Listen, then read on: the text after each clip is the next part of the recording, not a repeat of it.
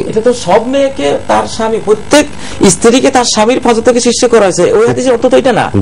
প্রথম স্ত্রী লোক যিনি, প্রথম মহিলা যিনি মানব জাতির ইতিহাসে, মা হাওয়া, তাকেই আদমের এই পাঁজর থেকে সৃষ্টি করা হয়েছে। এটি সবার জন্য না, সবার জন্য না, শুধু সব মানুষের স্ত্রী তৈরি হয়েছেন তার বাম পাঁজরের হাড় থেকে, তার স্বামীর। সঠিক নয় না, এটা না।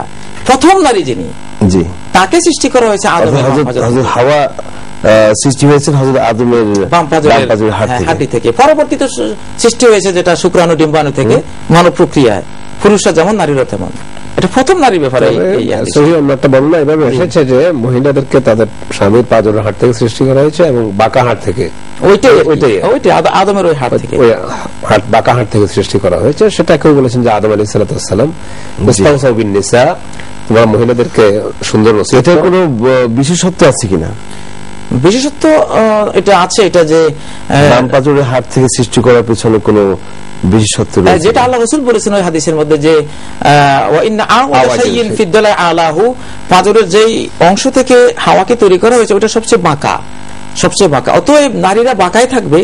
পুরুষরা যতই চেষ্টা করো তোমার স্ত্রীকে সোজা পথে, সরল পথে আনতে, সোজাসুজি তোমার সাথে সবসময় সে ইয়ে করতে, মানে মিল রাখবে, এটা পারবে না।